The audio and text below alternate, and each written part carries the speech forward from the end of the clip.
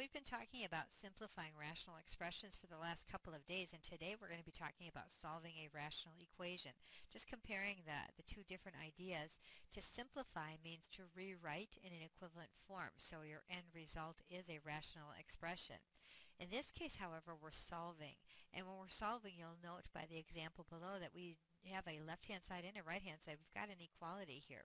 And when we're solving, our final answer isn't another expression. It's actually value or values of x that worked in that particular example. I point out the differences because there are also many similarities. Some of the work that we do when solving looks a lot like the work that we do when we're simplifying. For example, we're going to consider getting a common denominator in this particular example. So let's begin by trying to get a common denominator. Now I've got three different things here, so I'm going to start with the factoring of this denominator. So I'm going to rewrite that as 3 over, this will factor into x minus 5 times x minus 2. The second fraction, well, it doesn't really look like a fraction, the number 2, but I'm going to write it as a fraction. I'm going to write it as 2 over 1. On the right-hand side, there's nothing to factor there, so I'll just recopy what I've written, which is x minus 4 over x minus 5. Now, when considering the common denominator, I really want to consider all three fractions. I have an x minus 5 that's present here and over here, so certainly that's going to be part of the common denominator. X minus 2 also going to be present because of this factor here, and then of course there's this 1, which doesn't really introduce anything new, but is certainly part of our denominators. So the common denominator in this case is x minus 5, the quantity, times x minus 2, the quantity. So what our job is going to be first is to try to clear those fractions. In this case, we're going to multiply every term by that common denominator. So I'm going to go ahead and write on the left-hand side, I'll be multiplying by x minus 5 times x minus 2. And that's all going to be over 1. Now I like to write it over 1 so it helps me to remember that these two things are both in the numerator. On the right-hand side, I have to multiply by the same thing. Whatever you do to one side of an equation, you have to do to the other. So x minus 5 times x minus 2 over here as well. Now on the left-hand side, and again over 1, on the left-hand side I'm going to be distributing this. So let's consider what happens when we distribute. On the left-hand side, we'll have, for this first term, an x minus 5 in the denominator and 1 in the numerator. Those are going to cancel. An x minus 2 in the denominator and an x minus 2 in the numerator. Those are also going to cancel. So all that will remain is the 3.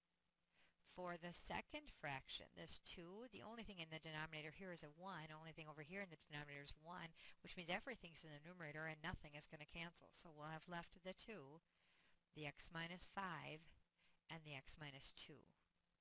Nothing canceled. On the right-hand side, these x minus 5s are going to cancel. What will remain is the x minus 4 and the x minus 2. And we've immediately made this a less challenging problem because we no longer have any fractions. Now it's a matter of doing some distributing and combining like terms and solving the resulting equation. So let's go ahead and take care of that. On this part of the problem, I'm going to go ahead and FOIL this, and at the same time I'm going to distribute the 2 since I'm limited by time here. So x times x is x squared. When multiplied by 2, that will be 2x squared. We have an outside of negative 2x and an inside of negative 5x, which is negative 7x. When multiplied by 2, that will be negative 14x. We have a last of negative 5 times negative 2, which is 10, times 2, that's 20. On the right-hand side, just FOIL, we have x squared, negative 2, negative 4 for the x's. That would give us a negative 6x and a positive 8. Now I'm going to go ahead and combine. It looks like we're going to have a quadratic equation here, so I'll put everything on the left-hand side. I'll take 2x squared and subtract those x squareds. That'll give me an x squared. I have a negative 14x. I'll be adding these negative 6x's. I'll be adding 6x to both sides. That'll give me a negative 8x. I have a 3 and a 20, that's 23. I'll be subtracting these 8. That will leave me with 15. Now this is a quadratic, and I'm going to solve it by factoring, but if it didn't factor, I would certainly feel free to use the quadratic formula. This one does factor, which means our resulting answers are x equals 5 or x equals 3. Now we do have to be careful because these, although they are solutions to the original or to the quadratic, not necessarily to the original equation. If we go all the way back to the original equation, you can see that an x of 5 would make this fraction in the very beginning undefined. I'll have to reject that. It'll also make this fraction undefined, by the way. So this one cannot be an answer. I'll reject that.